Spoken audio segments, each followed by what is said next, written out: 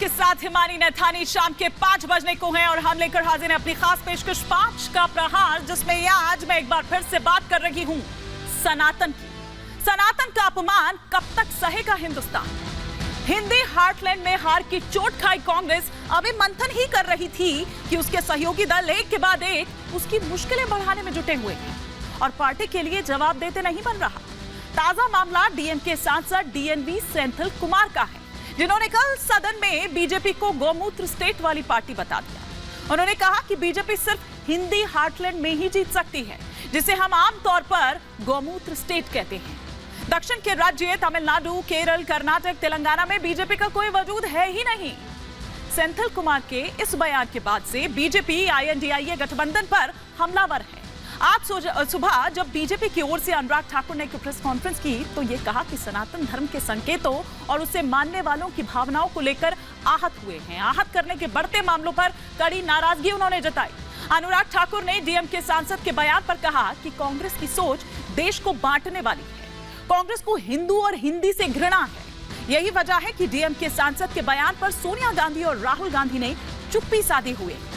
हालांकि ये कोई पहली बार नहीं है जब डीएमके द्वारा सनातन पर, उससे जुड़े संकेतों पर इस तरह से हमला बोला गया हो। इससे पहले आपको स्टालिन द्वारा सनातन को डेंगू, मलेरिया, कोरोना तक बता दिया गया था, वो याद होगा।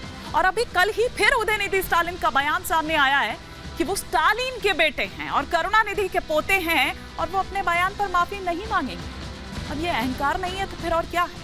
आज इसी पर कर रही हूं 5 का प्रहार कि किस तरह से दरअसल जो सेंथिल कुमार ने कहा है उस पर वो हंगामा हुआ, उस पर किस तरह का बवाल मचा। ये ग्राफिक्स के जरिए सिलसिलेवार तरीके से हम आपको बताते हैं। जो ग्राफिक्स अब आपके टेलीविजन स्क्रीन पर आ रहे हैं कि दरअसल क्या कहा गया सेंथिल कुमार की तरफ से। डीएमके सांसद सेंथिल कुमार के बोल किस तरह से कल संसद में बिगड़ गए।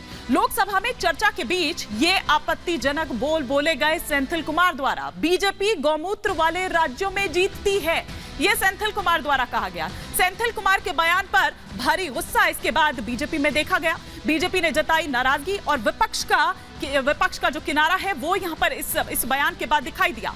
जोरदार हंगामे के बाद सेंथिल कुमार ने उसके बाद माफी मांगी, लेकिन वो माफी भी अगर मगर के साथ रही। सेंथिल कुमार ने कहा कि अपना बयान मैं वापस लेता हूं। ये अलग बात है कि कल तक एक अलग ही तेवर उनके नजर आ रहे थे और उन्होंने ये कहा कि इसमें क्या मैंने विवादित कह दिया है। मैं अगली बार कुछ और शब्दों का प्रयोग करूंगा, लेकिन ये तो मैं कहता ही रहता हूं। तो आप ये सोचिए कि उनको कोई इल्म नहीं है कि उन्होंने क्या कहा। अब ऐसे में कुछ सवाल जो खड़े हो रखे हैं, एक एक कर 5 का प्रहार के वो सवाल आपके टेलीविजन स्क्रीन पर। ये पहला सवाल कि क्या सनातन अपमान के लिए ही हुआ है आईएनडीआईए का निर्माण? दूसरा सवाल ये कि उत्तर दक्षिण विवाद 24 में जनता देगी क्या? इसका भी जवाब। तीसरा सवाल ये कि वोटर ने बनाई दूरी, सनातन अपमान क्या मजबूरी? चौथा सवाल जो आपकी स्क्रीन पर आ रहा है वो ये कि क्या डीएमके से किनारा करेगा आईएनडीआईए गठबंधन? पांचवा और अंतिम सवाल जो आपकी स्क्रीन पर आ रहा है वो ये कि क्या आईएनडीआईए वालों के लिए सॉफ्ट टारगेट है सनातन? यही कारण है कि बार बार सनातन पर टारगेट किया जाता है, हमला किया जाता है। ये क्या कोई स्ट्रैटेजी है? क्योंकि एक पैटर्न देखा जा रहा है, एक सीरीज जो है पिछले कुछ चुनावों से वो लगातार देखी जा रही है। इस पर हम करेंगे विस्तार से चर्चा। हमारे साथ तमाम खास मेहमान जुड़ेंगे, लेकिन पहले आपको दिखाती हूं एक रिपोर्ट।